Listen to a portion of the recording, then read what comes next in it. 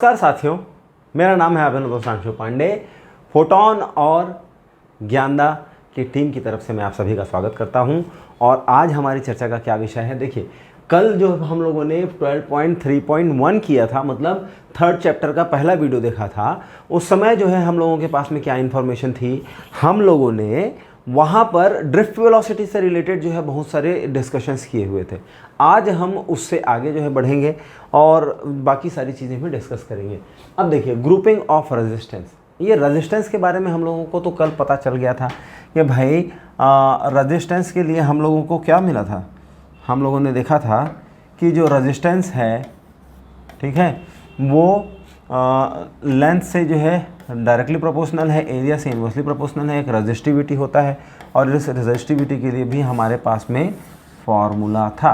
ठीक है, तो अब ये सारी चीज़ें हम लोगों ने देख ली, लेकिन अब हमको ये जानना है कि ये जो रेजिस्टेंस है इसको ऐड कैसे करते हैं।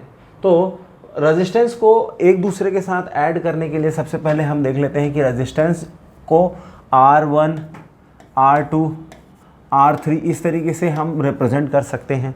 दूसरी बात क्या है कि जैसे 2 ओम, ये ओम जो है रेजिस्टेंस का जो है यूनिट होता है, ठीक है, 2 ओम, 3 ओम और 5 ओम। अब अगली चीज़ क्या है कि जैसे ही मैंने जो है इसको, अब यहाँ पर मुझे समझना है कि ये रेजिस्टेंस जो है वो सीरीज़ में है या पैरेलल है। ये समझने के लिए मुझे क्या करना पड़ेगा, भाई मैं एक सर्किट बनाता हूँ। ये मेरा रेजिस्टेंस हुआ R1, फिर हो गया R1, फिर ये दूसरा रेजिस्टेंस हो गया R2, फिर तीसरा रेजिस्टेंस हो गया R3। अब मुझे इसको पहले क्या करना पड़ेगा, बैटरी से कनेक्ट करना पड़ेगा। जब मैं बैटरी से कनेक्ट करूँगा तब इसमें से करंट फ्लो होगा और उसके बाद ही मुझे समझ में आएगा कि हो क्या रहा है। अब देखिए, ये पॉजिटिव टर्मिनल है तो करंट किधर से किधर जाएगा, भाई ये डायरेक्शन होगा करंट का। ये करंट जा रहा है यहाँ पर, I1 करंट मान लीजिए फ्लो हो रहा है।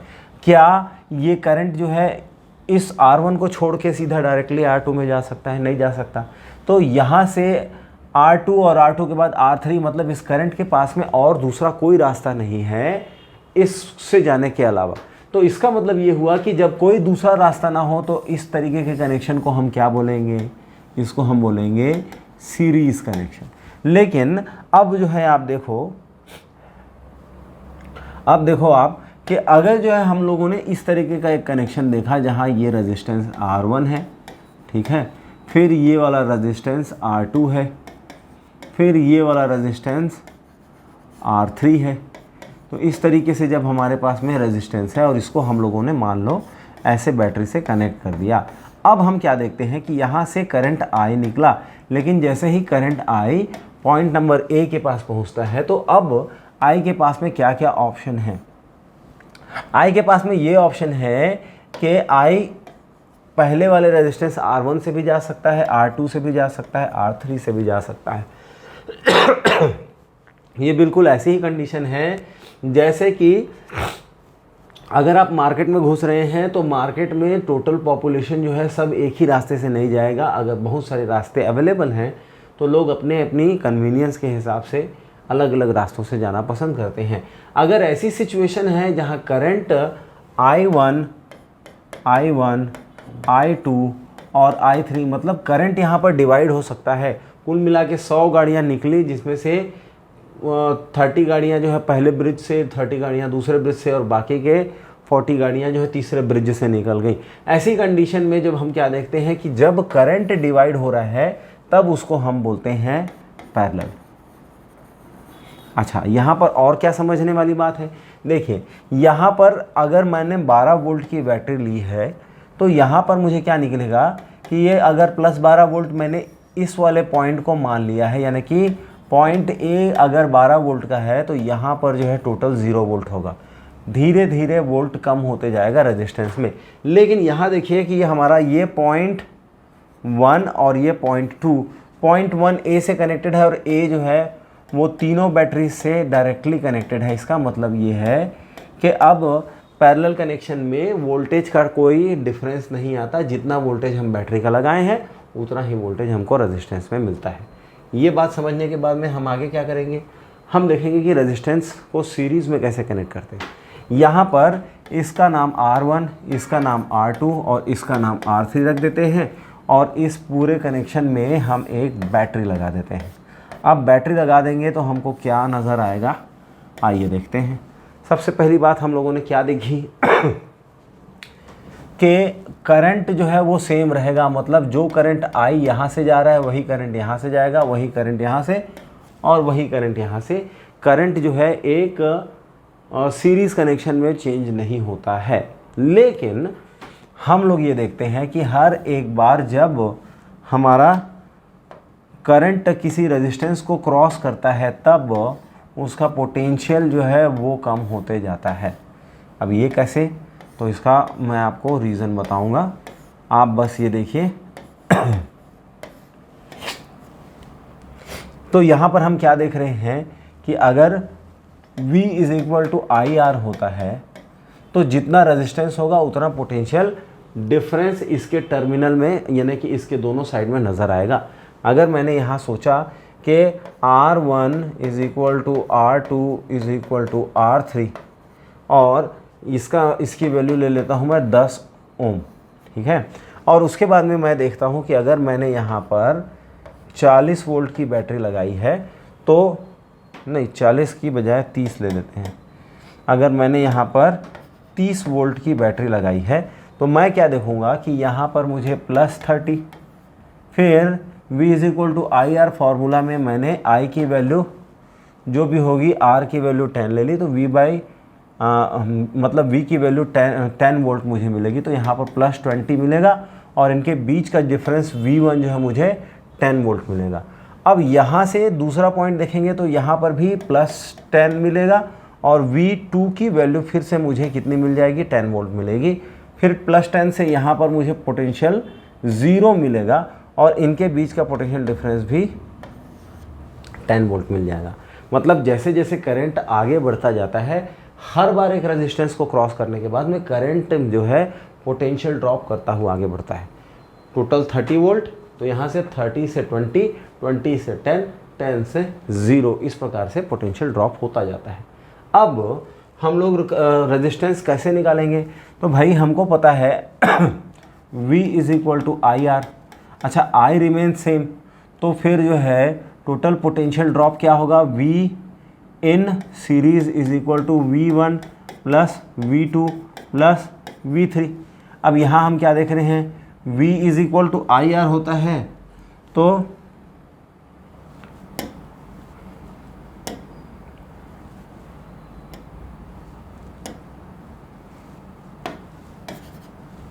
V is equal to I R होता है तो ये हो जाएगा I और R, क्योंकि सीरीज़ में है इसलिए I R S is equal to I R1 plus I R2 plus I R3। अब हम क्या देखते हैं कि यहाँ पर कॉमन क्या निकल जाता है, I निकल जाता है, तो I R S is equal to I R1 plus R2 plus R3। और इस तरीके से जब हम इसको काट देंगे तो I से I कट जाएगा और RS मतलब रेजिस्टेंस इन सीरीज़ की वैल्यू हो जाएगी R1 plus R2 plus R3। तो रेजिस्टेंस के साथ में क्या होता है भैया, रेजिस्टेंस जो है सीरीज़ में ऐड होने लगता है, सीधा सीधा ऐड हो जाता है। चलो अब हम क्या देख रहे हैं, रेजिस्टेंस इन पैरेलल। यहाँ पर भी वैल्यू ले लेते हैं, यहाँ पर R1 है, यहाँ पर R2 है और यहाँ पर R3 है। अब हम लोगों ने क्या देखा कि भाई हर एक टर्मिनल जो है वो डायरेक्टली कनेक्टेड किससे है, बैटरी के टर्मिनल से, और इसलिए यहाँ पर जो भी पोटेंशियल डिफरेंस होगा V वो हर एक जगह के लिए बराबर होगा, हर एक रेजिस्टेंस के लिए बराबर होगा। तो फिर बदलने वाली चीज़ क्या है, हम देखेंगे कि यहाँ पर से जो I करंट निकला था उसमें से एक I हिस्सा I1 हो जाएगा, दूसरा हिस्सा I2 हो जाएगा और तीसरा हिस्सा I3 हो जाएगा। ऐसे करके 3 करंट अलग अलग बढ़ जाएंगे। अब अगर ऐसा होता है तो हम लोग क्या देख रहे हैं कि भाई हमको क्या जोड़ना पड़ेगा, करंट जोड़ना पड़ेगा। और हमारे पास में फॉर्मूला क्या है, हमारे पास में फॉर्मूला है V is equal to I R और I की वैल्यू हो जाएगी V by R is equal to I। अब यहाँ पर 3 करंट हम जोड़ेंगे तो I parallel is equal to I1 plus I2 plus I3। अब यहाँ पर जो है वैल्यू डालेंगे तो ये हो जाएगा V डिवाइडेड बाई R, और ये पैरेलल के लिए है इसलिए RP is equal to V by R1 plus V by R2 plus V by R3। यहाँ पर से हम अगर वैल्यूज़ ऐड करना चाहें तो हमको V कॉमन मिल जाएगा, RP is equal to V common लेके 1 by R1 plus 1 by R2 plus 1 by R3। अब ये और ये भी कट गया तो हमको फॉर्मूला मिला 1 by R P is equal to 1 by R1 plus 1 by R2 plus 1 by R3। ये जो है रेजिस्टेंस को पैरेलली कनेक्ट करने का फॉर्मूला है। अब इस चैप्टर में क्योंकि 3 नंबर का क्वेश्चन पूछेगा और 2 नंबर के 2 क्वेश्चन पूछेगा, तो हम लोगों को क्या एक्सपेक्ट करना चाहिए, हमको ये एक्सपेक्ट करना चाहिए कि हो सकता है कि ऐसे कुछ न्यूमेरिकल हमको 2 नंबर के लिए पूछ लिया जाए या 3 नंबर में कोई डेरिवेशन पूछा जाए, लेकिन बड़े डेरिवेशन जो है आपसे नहीं पूछे जाएंगे। इसलिए बड़े डेरिवेशन के ऊपर ध्यान लगाने के बजाय इन सारी चीज़ों के ऊपर आप फोकस करें। अब जो है हम क्या देख रहे हैं, टेम्परेचर डिपेंडेंस ऑफ R। हम लोगों ने देखा था कि टाउ ये किस बात के ऊपर डिपेंड करता है, ये टाउ जो है वो रिलैक्सेशन टाइम होता है, रिलैक्सेशन टाइम होता है। और रिलैक्सेशन टाइम ये जो है टेम्परेचर को जैसे जैसे हम बढ़ाते हैं, टेम्परेचर जैसे जैसे बढ़ता है वैसे वैसे रिलैक्सेशन टाइम जो है यानी कि टाउ, ये टाउ जो है इसका इन्वर्सली प्रोपोर्शनल होता है। जैसे जैसे टेम्परेचर बढ़ाओगे रिलैक्सेशन टाइम कम होता जाएगा, और इस तरीके से रेजिस्टेंस जो है डायरेक्टली कनेक्टेड होता है टेम्परेचर से। अब यहाँ फार्मूला क्या दिखा रहा है, आर थीटा। अब ये थीटा हम लोग टेम्परेचर के लिए यूज़ कर रहे हैं क्योंकि टाइम के लिए हम लोग टी यूज़ करने ही वाले हैं, इसलिए R theta is equal to R naught 1 plus alpha theta. यहाँ पर आर थीटा जो है किसी टेम्परेचर थीटा के पास में जो है रेजिस्टेंस क्या होगा, इसके लिए आर नॉट क्या है, 0 डिग्री सेंटीग्रेड में जो रेजिस्टेंस होगा उस कंडक्टर का वो आर नॉट होगा। 1 प्लस अल्फ़ा जो है ये क्या है, ये है टेम्परेचर को एफिशिएंट ऑफ रेजिस्टेंस, ठीक है। और यहाँ पर जो है थीटा जो है ये टेम्परेचर है। तो इस तरीके से हम क्या देखते हैं कि जैसे जैसे टेम्परेचर बढ़ता जाएगा वैसे वैसे रेजिस्टेंस भी बढ़ता जाएगा। हम ये कंडक्टर्स की बात कर रहे हैं। चलिए अब आगे बढ़ते हैं कि इलेक्ट्रिक एनर्जी की क्या बात है। इससे पहले जो है एक और छोटा सा टॉपिक है जिसको हम कहते हैं कलर कोड।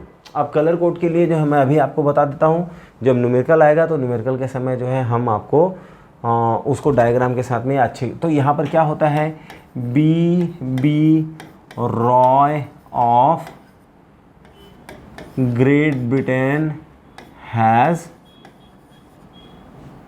अ गुड वाइफ। इस तरीके से जो है ये कलर कोड है, और इस कलर कोड का क्या मतलब होता है ये हम डिस्कस करेंगे। तो हम अभी क्या देखने वाले हैं हम एनर्जी की बात कर रहे हैं। अब एनर्जी होता क्या है, ये इलेक्ट्रिक एनर्जी की जब बात करेंगे तो हमको क्या पता है, यहाँ देखिए कि work done W is equal to Q into V. ये कैसे पता चला भाई, हमको वर्क डन पता चलना है। तो वर्क डन जो वोल्टेज जो है क्या होता है, वोल्टेज होता है work done per unit charge. तो टोटल वर्क निकालने के लिए हमको QV करना पड़ेगा। अब यहाँ से अगर जो है मैं इसकी वैल्यू जो है चेंज करूँगा तो मुझे क्या दिखाई देगा कि Q इज़ इक्वल टू भाई I इज़ इक्वल टू क्या होता है, I मतलब करंट, और current is equal to Q divided by time. इससे क्या पता चलेगा, क्रॉस मल्टीप्लिकेशन करेंगे और हमको मिलेगा Q is equal to IT। तो वर्क के लिए हमारा फार्मूला क्या बन गया, वर्क के लिए हमारा फार्मूला बन गया W is equal to V और यहाँ पर IT, तो VIT, ये हमारा पहला फार्मूला बन गया। उसके बाद में जो है ये जो भी वर्क कर रहे हैं वो एनर्जी के फॉर्म में हमको एक्सप्रेस होगा। अगली चीज़ क्या है भाई, V की वैल्यू का V is equal to IR होता है। तो ये अगर हम यहाँ प्लग कर दें तो W is equal to IR, ये V के बदले लिखा हम लोगों ने, और ये IT तो यहाँ से हो जाएगा I² RT। अच्छा, अब हम लोग और ये भी लिख सकते हैं कि I = V/R। तो इस तरीके से जो है हम लोग जो है W = अब यहाँ पर V को रहने दीजिए और यहाँ पर V/R और ये T, तो ये हो जाएगा V² / R × T। ये तीन जो है फॉर्मूला हमको मिल गए। किसके लिए? ये थर्ड फार्मूला, ये सेकंड फार्मूला और ये फर्स्ट फार्मूला। हमारे पास में तीन ऐसे फार्मूलाज हैं जो हमको बताते हैं कि इलेक्ट्रिक एनर्जी क्या है। अब अगर हमको एक सर्किट में कोई रेजिस्टेंस दिया हुआ है, उसमें से कितना करंट फ्लो हो रहा है, उसमें से कितना पोटेंशियल डिफरेंस दिया गया है, या वो कितने समय तक कनेक्टेड रहा है सर्किट से, कितने समय तक ऑन रहा है, इस तरीके के क्वेश्चंस न्यूमेरिकल क्वेश्चन में पूछे जा सकते हैं। जब हम लोग प्रीवियस ईयर क्वेश्चंस जो डिस्कस कर रहे होंगे उस समय मैं आप लोगों को इस बारे में भी बताऊंगा। चलिए आगे देखते हैं इलेक्ट्रिक पावर। अब पावर कैसे डिफाइन करते हैं हम? Power = work per unit time. भाई वर्क डिवाइडेड बाय टाइम जो है हमको पावर पता चलता है। अच्छा, वर्क यानी कि एनर्जी के लिए हमारे पास में तीन ऑप्शन हैं। कौन कौन से? पहला है VIT, तो डिवाइडेड बाय T करेंगे तो हमको जो है पावर का पहला फार्मूला क्या मिल गया? VI। दूसरा है यहाँ पर था V² / R × T, और यहाँ से जो है डिवाइडेड बाय टाइम करेंगे तो हमको पावर मिल जाएगा V² / R। और थर्ड वाला ऑप्शन था I² RT / T, तो हमको पावर मिल गया I² / R। ये सारे के सारे फार्मूलाज किसके हैं? ये सारे के सारे फार्मूला एनर्जी के हैं। डिवाइडेड बाय टाइम हम लोगों ने किया है क्योंकि हमको पावर का फंक्शन पता है। इस तरीके से हमको VI, V² R और I² R, ये तीन फार्मूलाज मिल गए पावर कैलकुलेट करने के लिए। इससे जुड़े हुए न्यूमेरिकल्स हम देखेंगे तो हमारे लिए काम बहुत आसान हो जाएगा। लेकिन अभी हमारा फोकस वहाँ होना चाहिए जहाँ हम वो चीज़ें सीख रहे हैं जो एग्ज़ाम के हिसाब से इम्पोर्टेंट है, न कि सारा कुछ। चलिए आगे बढ़ेंगे और आगे हम क्या देखते हैं? Electrolysis of a cell. अब ये इलेक्ट्रोलाइसिस का मतलब क्या होता है, इसको समझने के लिए आप ये देखिए कि एक कंटेनर में हम लोगों ने क्या किया है।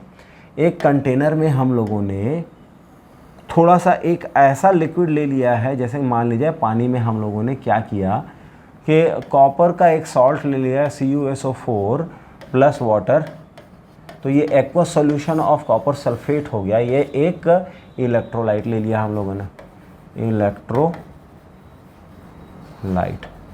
अब ये इलेक्ट्रोलाइट लेने के बाद में हमारे पास में दो क्या हैं, ये इलेक्ट्रोड्स हैं। ये इलेक्ट्रोड्स हैं, क्या हैं? इलेक्ट्रोड्स हैं। और ये इलेक्ट्रोड्स क्या करते हैं? इन इलेक्ट्रोड्स के थ्रू जो है हम इसमें एक रिएक्शन स्टार्ट करते हैं। तो मान लेते हैं कि हमारे पास में यहाँ पर जिंक है और यहाँ पर कॉपर है। तो अब क्या होगा कि कॉपर जो है वो लेस रिएक्टिव मटेरियल है और जिंक जो है वो ज़्यादा रिएक्टिव मटेरियल है। अब इसमें जिंक की रॉड और कॉपर की रॉड घुसा देने के बाद में यहाँ पर केमिकल रिएक्शन स्टार्ट हो जाएगा।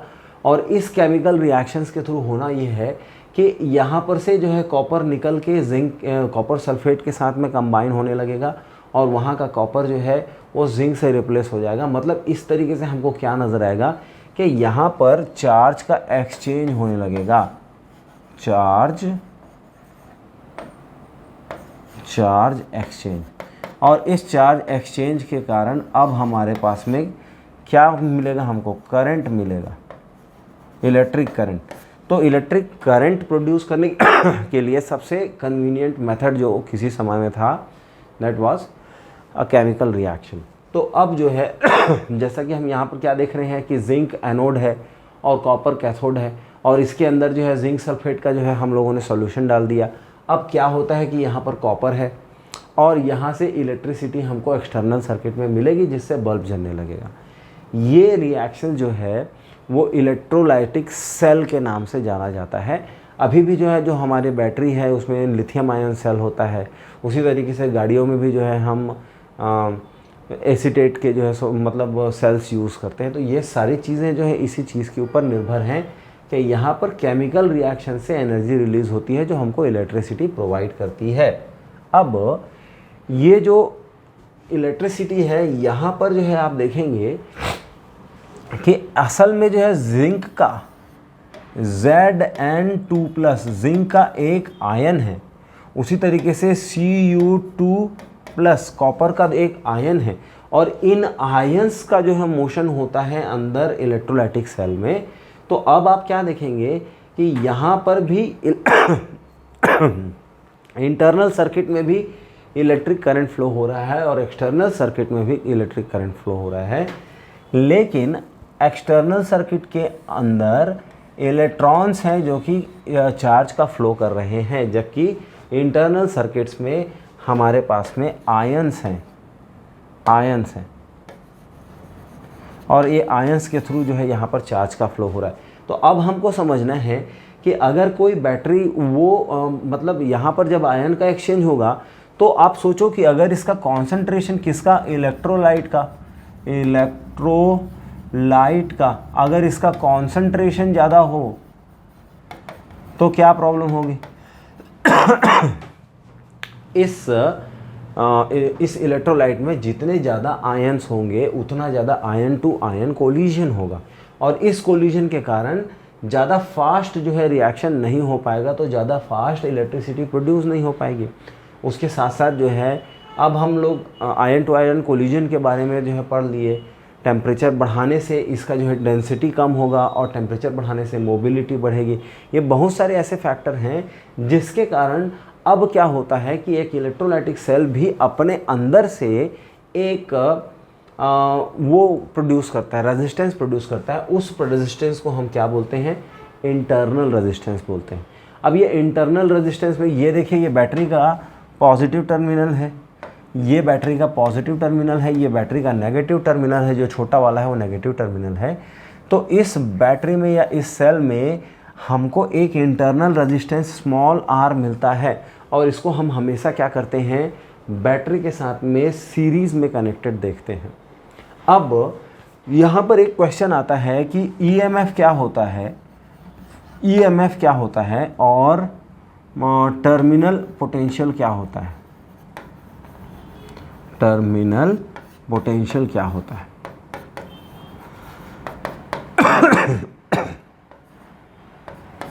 अब यहाँ पर समझने वाली बात यह है कि वो मैक्सिमम पोटेंशियल जो इलेक्ट्रोड्स ऑफ अ सेल में प्रोड्यूस हो सकता है, दैट इज कॉल्ड EMF, या इसको क्या बोलते हैं? इसको बोलते हैं इलेक्ट्रोमोटिव फोर्स। ये क्या होता है इलेक्ट्रोमोटिव फोर्स? भाई हम लोगों ने बैटरी देखा तो इस बैटरी में यहाँ से इलेक्ट्रॉन निकल रहे हैं, यहाँ से इलेक्ट्रॉन निकल रहे हैं और ये इलेक्ट्रॉन वहाँ तक जाने वाले हैं। अब बताओ कि कोई भी बिना किसी एनर्जी के कहीं मूव करता है क्या? नहीं करता है। तो यहाँ से इलेक्ट्रॉन निकल के वहाँ तक पहुँचे, उसके लिए जो एनर्जी की ज़रूरत है वो यहाँ से केमिकल रिएक्शन प्रोवाइड कर रहा है। उस एनर्जी को हम इलेक्ट्रोमोटिव फोर्स कहते हैं। नाम में फोर्स है लेकिन है वो क्या? एनर्जी है। पर इलेक्ट्रॉन अगर वो इलेक्ट्रोमोटिव फोर्स होगा तो पोटेंशियल एनर्जी हो जाएगा, पोटेंशियल हो जाएगा। अब वो इलेक्ट्रोमोटिव फोर्स के बारे में आपको समझ में आया कि वो नेसेसरी फोर्स प्रोवाइड करता है इलेक्ट्रॉन्स को, नेसेसरी एनर्जी प्रोवाइड करता है इलेक्ट्रॉन्स को, सो दैट एक्सटर्नल सर्किट में वो पॉजिटिव से नेगेटिव टर्मिनल तक चार्ज को भेज सके।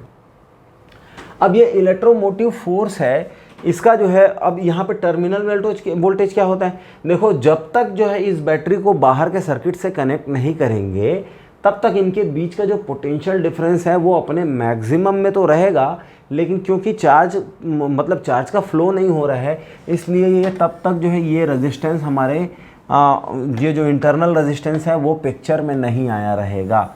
लेकिन जैसे ही हम लोगों ने बाहर एक्सटर्नल सर्किट से उसको कनेक्ट किया तो फिर आयंस का मूवमेंट चालू हो जाएगा और उस मूवमेंट के कारण इंटरनल रेजिस्टेंस जो है पिक्चर में आना चालू हो जाएगा।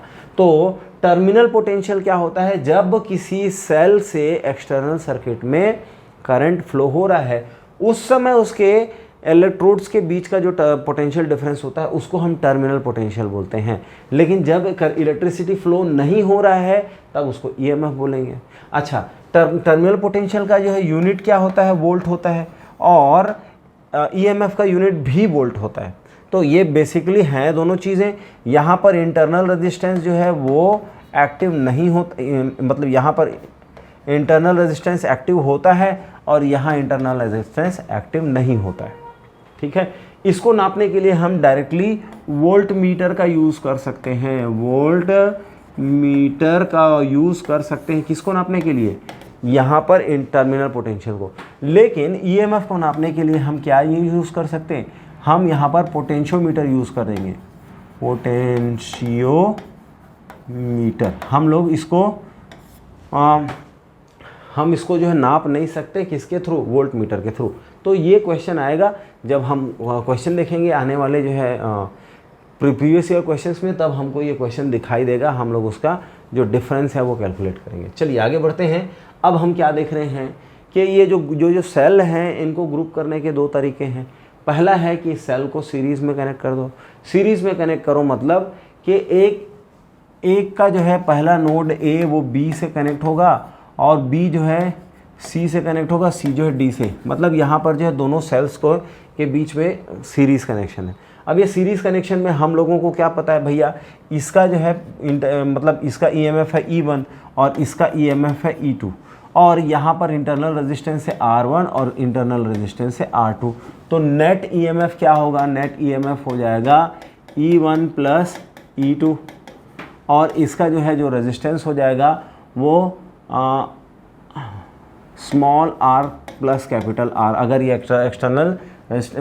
एक्सटर्नल सर्किट से कनेक्टेड होगा तो। और ये R क्या है, ये उन दोनों को जोड़ने से आया, मतलब हमको E मिलेगा, E is equal to E1 plus E2 divided by R1 plus R2 plus R। अगर हम लोगों के पास में बहुत सारी बैटरीज़ हैं ऐसी, तो उनको सीरीज़ में कनेक्ट करेंगे तो उनका इंटरनल रेजिस्टेंस भी ऐड होने लगेगा। अब ऐसी कंडीशन में क्या होगा, अगर इंटरनल रेजिस्टेंस जो है वो ऐड होते होते पाइल अप होता जा रहा है, बढ़ता जा रहा है, तो इनका जो टर्मिनल पोटेंशियल है वो एक जैसा रहेगा, लेकिन जो है जो इसमें से करंट निकल रहा होगा वो कम और स्टेडी निकलेगा। आपको समझ में आई बात। अब दूसरी कंडीशन क्या है, दूसरी कंडीशन है ये कि जब सेल्स जो है वो पैरेलल में कनेक्ट होंगे, मतलब हम लोगों ने इसके पॉजिटिव टर्मिनल को इसके पॉजिटिव टर्मिनल से और इसके नेगेटिव टर्मिनल को इसके नेगेटिव टर्मिनल से जोड़ दिया। अब हमको क्या नज़र आ रहा है, आप ध्यान से देखेंगे तो आपको ये दिखेगा कि यहाँ पर इंटरनल रेजिस्टेंस भी पैरेलल में कनेक्ट हो गया है। तो अब जो है इनके बीच का जो पोटेंशियल मतलब ईएमएफ होगा वो कैसा होगा, E1 प्लस E2। लेकिन अब जो है हमको रेजिस्टेंस कैसा मिल रहा है, resistance 1/R is equal to 1/R is equal to 1/R1 plus 1/R2। हम लोग मान लेते हैं कि ये दोनों R हैं, तो यहाँ पर जो है ये 1R की वैल्यू हो जाएगी, R की वैल्यू हो जाएगी, मतलब R डैश की वैल्यू हो जाएगी R/2 और यहाँ पर ये हो जाएगा R dash plus capital R, यानी कि E हो जाएगा E1 plus E2 divided by, अब यहाँ पर हो जाएगा R/2 प्लस R। अब इसका मतलब क्या हुआ, इंटरनल रेजिस्टेंस जो है जैसे जैसे पैरेलल कनेक्शन में बढ़ाते जाएंगे तो इंटरनल रेजिस्टेंस जो है वो बैटरीज़ का कम होते जाएगा। इसलिए अगर हम जो है बैटरीज़ को पैरेलल कनेक्शन में कनेक्ट करेंगे तो इंटरनल रेजिस्टेंस जो है वो कम होता जाएगा और इसका कारण जो है अब हमको क्या मिलेगा, ज़्यादा करंट मिलेगा। अब आप समझिए कि अगर मैं बैटरीज़ को सीरीज़ में कनेक्ट करता हूँ तो इंटरनल रेजिस्टेंस बढ़ता जाएगा और करंट कम मिलेगा, ईएमएफ की वैल्यू तो सेम रहेगी। और अगर हम जो है बैटरीज़ को पैरेलल में कनेक्ट कर देते हैं तो इंटरनल रेजिस्टेंस कम हो जाएगा और आउटपुट करंट जो है वो बहुत ज़्यादा होगा। तो अब जो है बहुत सारी ऐसी सिचुएशन है जब हमको आउटपुट करंट ज़्यादा चाहिए होता है तो हम सीरीज़ में मतलब पैरेलल कनेक्ट कर देते हैं बैटरीज़ को, और अगर आउटपुट करंट में जो है हमको नहीं लेकिन पोटेंशियल जो है स्टडी चाहिए होता है तब हम सीरीज़ में कनेक्ट करते हैं। इस तरीके से हम लोगों को कॉम्बिनेशन ऑफ रेजिस्टेंस भी समझ में आ गया। आने वाले वीडियो में हम अब और क्या करने वाले हैं, थोड़ी मोड़ी छोटी मोटी चीज़ें हैं, जैसे किरचॉफ लॉ है, इस चैप्टर के हिसाब से इंपॉर्टेंट चीज़ है, लेकिन फिर भी 3 नंबर से ज़्यादा का क्वेश्चन आएगा नहीं, तो हम किरचॉफ लॉ को समझेंगे और उसके एप्लीकेशन की ओर ध्यान देंगे। और इसके बाद में जो है जो आपका प्रैक्टिकल एग्ज़ाम है उससे रिलेटेड चीज़ों को भी हम यहाँ पे डिस्कस करेंगे। तो मिलते हैं अगले वीडियो में, और तब तक के लिए